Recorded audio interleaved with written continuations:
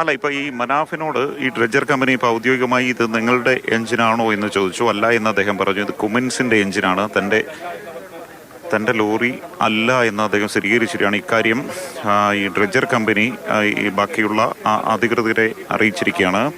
അങ്ങനെയെങ്കിൽ ഇവിടെ 2 ലോറികളാണ് കണക്കുകൾ അനുസരിച്ച് കാണാതെ പോയത്. ഒന്നൊരു ടാങ്കർ ലോറിയും ഒന്ന് അർജുൻ ഓടിച്ചിരുന്ന ലോറിയും. അപ്പോൾ ഈ അർജുൻ ഓടിച്ചിരുന്ന ലോറി അല്ലെങ്കിൽ ആ ടാങ്കർ ലോറിയുടെ എഞ്ചിനാണ് എന്നത് സ്ഥിരീകരിക്കേണ്ടി വരും. അങ്ങനെയെങ്കിൽ ഇനി ഒരു ലോറി മാത്രമാണ് കണ്ടെത്താനുള്ളത്.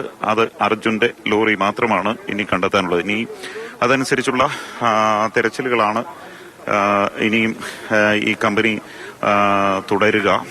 രാവിലെ 8 മണിയോടെ ഗുജറാത്തിൽ നിന്ന് വന്ന ഡൈവേഴ്സാണ്, അതായത് ഈ ഡ്രഡ്ജർ കമ്പനി കൊണ്ടുവന്ന ഡൈവറാണ് ഇത് ഇപ്പോൾ കണ്ടെത്തിയത്.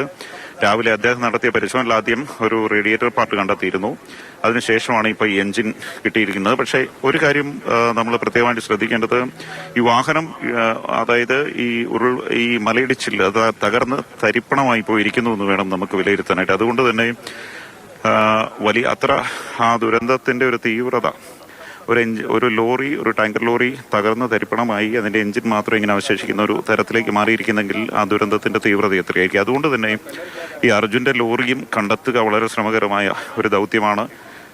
അത് ഇതേപോലെ തകർന്നടിഞ്ഞ് പോയിട്ടുണ്ടാകും. ഒരുപക്ഷെ ഇതിനോടൊപ്പം സമാനമായി തന്നെ ഇതേ അവസ്ഥയിലെത്തിയിട്ടുണ്ടാകാം.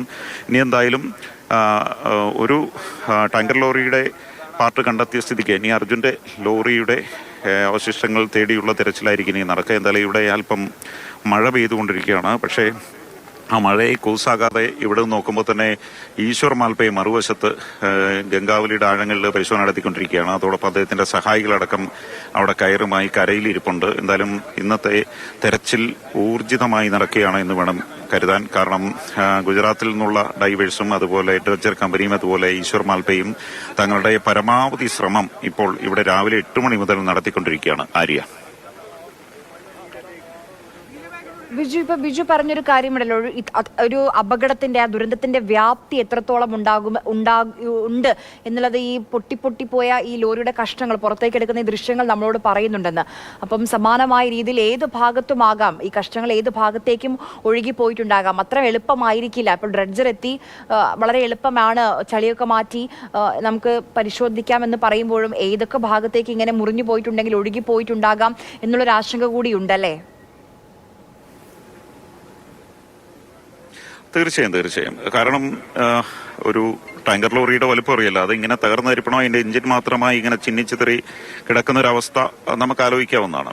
അപ്പൊ അതുകൊണ്ട് തന്നെ ഇതേ സമാനമായ സ്ഥിതിവിശേഷം ഇതിനൊപ്പം ഒഴുകിപ്പോയ അർജുന്റെ ലോറിക്കും സംഭവിച്ചിട്ടുണ്ടാകാം. ഇപ്പൊ അവര് ഔദ്യോഗികമായി ഈ മനാഫ് തങ്ങളുടെ ലോറിയുടെ പാർട്ടല്ല എന്ന് സ്ഥിരീകരിച്ചതോടെ ബാക്കി വീണ്ടും തിരച്ചിൽ തുടരാനുള്ള ഒരു നീക്കമാണ് അവർ നടത്തുന്നത്. ഈ ഡൈവേഴ്സ് ഇപ്പൊ മഴയായതിനാൽ ഇങ്ങോട്ട് കരയിലേക്ക് കയറിയിരിക്കുകയാണ്. അവർ വീണ്ടും കുറച്ച് സമയം കഴിയുമ്പോൾ ഈ വേലിയേറ്റവും വേലിയിറക്കവും ഒക്കെ അനുസരിച്ച് ഇവിടെ വേലിയിറക്കം വന്നു കഴിയുമ്പോൾ ഡൈവിംഗ് കുറച്ച് നേരത്തിന് നിർത്തിവെക്കും. വേലിയേറ്റം വരുമ്പോഴാണ് ഇങ്ങോട്ടേക്ക് ഇറങ്ങുക. ഗംഗാവലിപ്പുഴയുടെ ഒരു പ്രത്യേകത അഴിമുഖവുമായി ചേർന്ന് കിടക്കുന്ന ഒരു പ്രദേശമായതുകൊണ്ടാണ് ഇങ്ങനെയൊരു ഈ ലോ ടൈഡ് ഹൈ ടൈഡ് വരുമ്പോൾ മാത്രമാണ് ഈ ഡൈവേഴ്സും ഇറങ്ങുക. അപ്പൊ എന്തായാലും ഈ പാർട്ട് ഈ ദുരന്തത്തിലെ പ്രധാനപ്പെട്ട ഒരു സാധനമാണ് ഈ കിട്ടിയിരിക്കുന്നത്. കാരണം 2 ലോറികളാണ് മിസ്സായത്. അതിൽ അർജുന്റെ ലോറി അല്ലെങ്കിൽ പിന്നെ ടാങ്കർ ലോറി തന്നെ എന്ന രീതിയിലേക്ക് സ്ഥിരീകരിക്കേണ്ടി വരും. ഇനി എന്തായാലും അല്പസമയത്തിൽ തന്നെ തിരച്ചില് വീണ്ടും പുനരാരംഭിക്കും. എന്തായാലും വളരെ നിർണായകമായ ഒരു കണ്ടെത്തലാണ് ഇപ്പോൾ കിട്ടിയിരിക്കുന്നത്. കാരണം 2 ദിവസമായി നടത്തുന്ന തിരച്ചിൽ 2ാം ദിവസം മറ്റൊരു ലോറിയുടെ പാർട്ടെങ്കിലും കിട്ടി. ഇനി അർജുന്റെ ലോറി മാത്രം ഇനി ലൊക്കേറ്റ് ചെയ്താൽ മതി.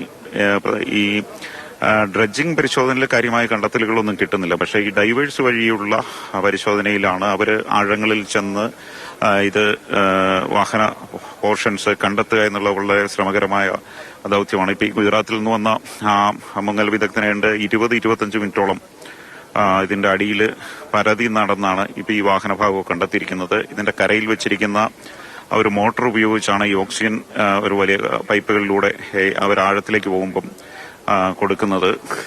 നേരത്തെ ഈശ്വർ മാൽപ്പയാണെങ്കിൽ ഒരു ഓക്സിജൻ സിലിണ്ടറുമായിട്ടാണ് പോകുന്നത്. പക്ഷേ ഇവര് ഒരു പൈപ്പ് വഴി, അതായത് ഈ മുങ്ങൽ വിദഗ്ധൻ താഴേക്ക് പോകുമ്പോൾ ഒരു പൈപ്പ് വഴി ഈ കരയിൽ വെച്ചിരിക്കുന്ന മോട്ടർ അടിച്ചുകൊണ്ട് അതിലൂടെയാണ് ഓക്സിജന് ഈ ഡൈവേഴ്സിന് എത്തിക്കുന്നത്. അങ്ങനെ 20-25 മിനിറ്റോളം മുങ്ങിക്കിടന്ന് ഇതിന്റെ ആഴങ്ങളിൽ പരതി നടന്നാണ് ഇങ്ങനെ ഈ വാഹനത്തിന്റെ ഭാഗങ്ങൾ കണ്ടെത്തുന്നത്. എന്തായാലും ശ്രമകരമായൊരു ദൗത്യമാണ്. ഇപ്പോൾ ഈ ഡൈവർ ശ്രമകരമായ ഒരു ദൗത്യമാണ്. ഈശ്വർ മാൽപ്പയും സംഘവും ഒരു ഭാഗത്ത് ഗംഗാവലിയുടെ ആഴങ്ങളിൽ തെരച്ചിൽ നടത്തിക്കൊണ്ടിരിക്കുന്നു. മരകഷ്ണങ്ങളൊക്കെ അവർ കണ്ടെത്തുന്നുണ്ടെന്ന്. മറുഭാഗത്ത് ഈ ഡ്രഡ്ജർ കമ്പനിയുടെ പരിശോധനയും ഊർജിതമായി തന്നെ മുന്നോട്ട് പോയിക്കൊണ്ടിരിക്കുകയാണ്. അത്ര എളുപ്പമാകില്ല. ബിജു പറഞ്ഞതുപോലെ ആ ദുരന്തത്തിന്റെ വ്യാപ്തി നമുക്ക് ഈ മുറിഞ്ഞുപോയ വാഹന കഷ്ണങ്ങൾ നമ്മളോട് പറയുന്നുണ്ട്. അപ്പോൾ ഏത് ഭാഗത്തേക്ക് വേണമെങ്കിലും ഒഴുകിപ്പോകാം. അത്രയും ശ്രമകരമായ ഒരു ദൗത്യമാണ്. ഇപ്പോൾ ഊർജിതമായി തന്നെ അത് അവിടെ നടക്കുന്നുണ്ട്.